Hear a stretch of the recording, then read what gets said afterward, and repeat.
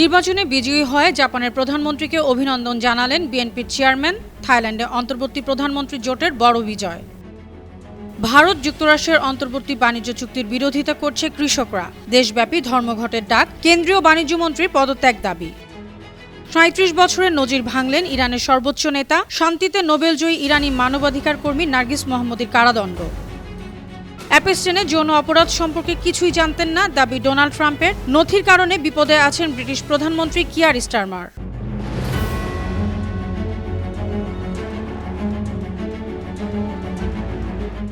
শুনছিলেন সংবাদ শিরোনাম। সবাইকে স্বাগত জানাচ্ছি বিশ্বজুড়ে প্রতিদিনে বিশ্বের বিভিন্ন প্রান্তের সবশেষ তথ্য জানাতে আপনাদের সঙ্গে আছি আমি অনন্যা চৈতি।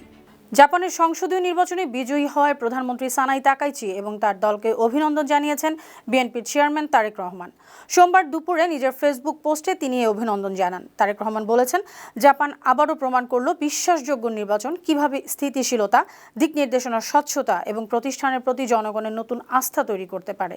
বাংলাদেশ যখন জাতীয় নির্বাচনের দিকে এগিয়ে যাচ্ছে, তখন এই মুহূর্তটি গণতন্ত্রকামী মানুষদের জন্য একটি গুরুত্বপূর্ণ শিক্ষা বহন করে। অবাধ, সুষ্ঠু এবং শান্তিপূর্ণ নির্বাচন একটি দেশের অগ্রগতির ভিত্তি, নাগরিকদের ভবিষ্যৎ গঠন এবং শাসনের বৈধতা নিশ্চিত করার ক্ষমতা প্রদান করে। এর আগে জাপানি নির্বাচনে জয়ী হয়েছে প্রধানমন্ত্রী সানাই তাকাইচির দল লিবারেল ডেমোক্রেটিক পার্টি এলডিপি। রোববারের নির্বাচনে পার্লামেন্টের ৪৬৫ আসনের মধ্যে এলডিপি এককভাবে ৩১৬টিতে জয়ী হয়েছে। ১৯৪৭ সালে বর্তমান সংসদীয় কাঠামো প্রতিষ্ঠিত হওয়ার পর এ প্রথম কোনো দল এককভাবে নিম্নকক্ষে ২/৩ সংখ্যাগরিষ্ঠ জয় পেল। এলডিপির জোট সঙ্গী জাপান ইনোভেশন পার্টিও ৩৬টি আসনে জিতেছে। এ কারণে তাদের যৌথ আসন হয়েছে ৩৫২টি। জাপানের প্রথম নারী প্রধানমন্ত্রী হিসেবে গত অক্টোবরে দায়িত্ব নিয়েছিলেন তাকাইচি।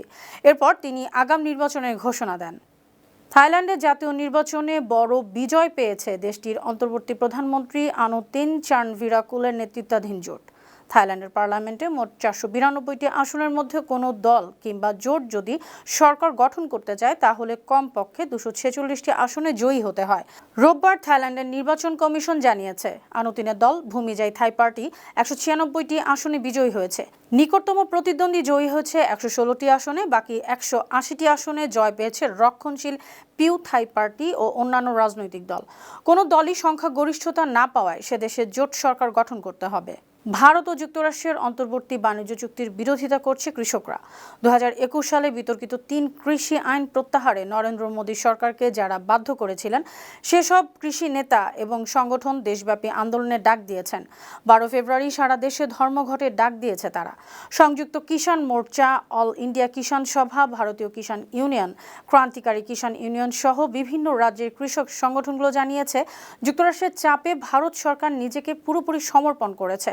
মার্কিন বহুজাতিক সংস্থার কাছে বিকিয়ে দিয়েছে ভারতের কৃষি ও কৃষকদের স্বার্থ।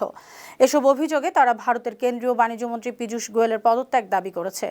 ভারতের রাজধানী দিল্লির ৯টি স্কুলে বোমা হামলার হুমকি দেওয়া হয়েছে। সোমবার ইমেইল ও ফোন কলে এ হুমকি দেওয়া হয়েছে। হুমকি বার্তায় বলা হয়েছিল, আজ দুপুর ১টা ১১ নাগাদ বিস্ফোরণ হবে। দিল্লি পুলিশ জানিয়েছে, সকাল ৮:৩০ থেকে ৯টার মধ্যে এসব হুমকি বার্তা পাঠানো হয়। হুমকির কারণে কিছু স্কুলে ক্লাস বাতিল করা হয়েছে। তল্লাশি অভিযান চালিয়ে কিছুই পাওয়া যায়নি।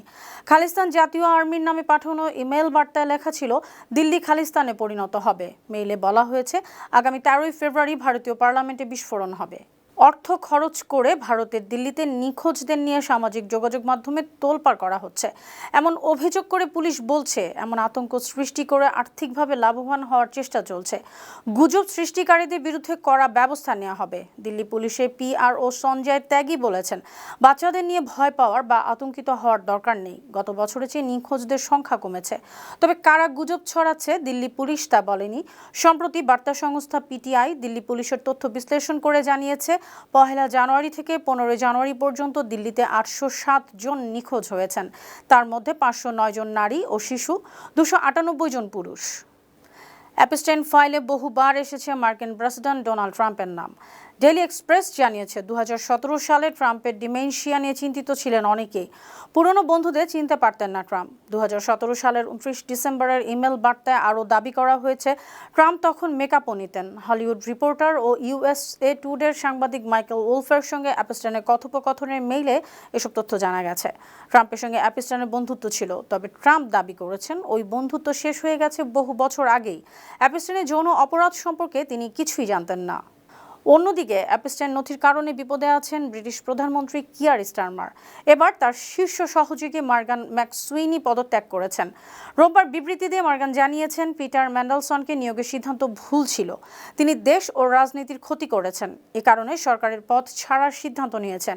সম্প্রতি যৌন অপরাধী জেফ্রি অ্যাপস্টাইন সম্পর্কিত লাখ লাখ ফাইল প্রকাশ করে মার্কিন বিচার বিভাগ। নথিতে লর্ড পিটার বেঞ্জামিন ম্যান্ডেলসনের সঙ্গে অ্যাপস্টাইনের সখ্যতার বিষয়টি প্রকাশ হয়। এ কারণে ব্রিটিশ রাজনীতিতে তুমুল আলোচনা সমালোচনা শুরু হয়। এক প্রকার বাধ্য হয়ে রাষ্ট্রদূতের পদ থেকে ম্যান্ডেলসনকে সরিয়ে দেয় ব্রিটিশ সরকার।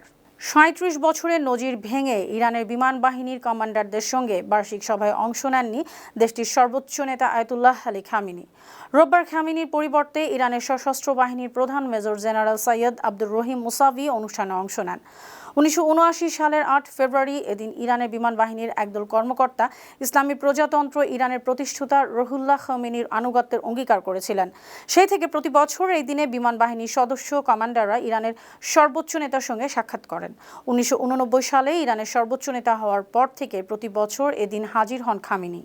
শান্তিতে নোবেলজয়ী ইরানের মানবাধিকার কর্মী নার্গিস মোহাম্মদীকে 7.5 বছর কারাদণ্ড দেওয়া হয়েছে। নার্গিসের আইনজীবী মোস্তফা নীলি রোববার সামাজিক যোগাযোগ মাধ্যমে জানিয়েছেন, সমাবেশ ও যোগসাজশের অভিযোগে 6 বছর এবং প্রোপাগান্ডামূলক কার্যকলাপের অভিযোগে নার্গিসকে 1.5 বছর কারাদণ্ড দেওয়া হয়েছে। ইরানের উত্তর পূর্ব মাশহাদ শহরের একটি আদালত শনিবার এ দণ্ডাদেশ দেন। উস্কানিমূলক বক্তব্য দেওয়ার অভিযোগে নার্গিসকে গত ডিসেম্বরে গ্রেফতার করা হয়েছিল। ইরানে নারীদের ওপর দমন-পীড়নের বিরুদ্ধে লড়াইয়ের জন্য 2023 সালে নোবেল শান্তি পুরস্কার পান নার্গিস মোহাম্মদী। যুক্তরাষ্ট্র ও ইসরায়েলের স্বার্থে কাজ করার অভিযোগে রোববার 4 জনকে গ্রেপ্তার করেছে ইরানের আইন শৃঙ্খলা বাহিনী। তারা আন্দোলনের সময় দেশের রাজনৈতিক ও সামাজিক শৃঙ্খলা বিঘ্নিত করার অপচেষ্টা করেছিল। গ্রেপ্তারকৃতদের মধ্যে 3 জন সংস্কারপন্থী রাজনীতিবিদ। তারা হলেন রিফর্ম ফ্রন্টের প্রধান আজার মানসুরি, সাবেক কূটনীতিক মোহসেন আমিন জাদেহ এবং সাবেক সংসদ সদস্য ইব্রাহিম আসগার জাদেহ। অন্যজনের নাম প্রকাশ করা হয়নি। বার্তা সংস্থা মিজান জানিয়েছে, ইসরায়েল ও যুক্তরাষ্ট্রের সামরিক হুমকির সময় গ্রেপ্তারকৃতরা অস্থিতিশীলতা সৃষ্টির চেষ্টা করেছিল। গাজায় শান্তি বাস্তবায়নে নিরস্ত্রীকরণ প্রস্তাব প্রত্যাখ্যান করেছে ফিলিস্তিনের স্বাধীনতাকামী গোষ্ঠী হামাস। রোববার দোহায় আল জাজিরা ফোরামের দ্বিতীয় দিনে হামাসের শীর্ষ নেতা খালিদ মিশাল বলেছেন, গাজার জনগণের কাছ থেকে অস্ত্র ছিনিয়ে নিয়ে তাদেরকে সহজে নির্মূল করা হবে। ফিলিস্তিনে ইসরায়েলি দখলদারিত্ব রেখে হামাসকে নিরস্ত্র করার আলোচনা সম্ভব নয়। আলোচনার জন্য একটি পরিবেশ তৈরি করতে হবে। গাজাকে পুনর্গঠন করে সেখানে ত্রাণ সহায়তা করতে হবে। গাজা এবং জায়নবাদী সত্তার যুদ্ধ যেন আবার শুরু না হয় তা নিশ্চিত করতে হবে। আমেরিকান ধনকুবের ইলন মাস্ক জানিয়েছেন, চাঁদে 10 বছরের কম সময়ের মধ্যে শহর গড়ে তোলা সম্ভব। সেই লক্ষ্যে তার মহাকাশ গবেষণা সংস্থা স্পেস এক্স চাঁদে স্বয়ংসম্পূর্ণ একটি শহর গড়ে তোলার দিকে বেশি মনোযোগ দিচ্ছে। সেখানে লিখেছেন, স্পেস এক্স এখনও মঙ্গল গ্রহে শহর গড়ে তোলার সেই দীর্ঘদিনের উচ্চাকাঙ্ক্ষা ধরে রেখেছে। 5 থেকে 7 বছরের মধ্যে এটা করতে চায়। তবে অগ্রাধিকার হচ্ছে সভ্যতাকে সুরক্ষিত রেখে দ্রুত চাঁদে পৌঁছানো। সুপ্রিয় দর্শক, এই ছিল আজকের বিশ্বজুড়ে প্রতিদিনের আয়োজনে। দেশ বিদেশের বিভিন্ন খবর নিয়ে আবার আপনাদের সামনে হাজির হব। সেই পর্যন্ত ভালো থাকুন, সুস্থ থাকুন, বাংলা টিভির সঙ্গে থাকুন। ধন্যবাদ।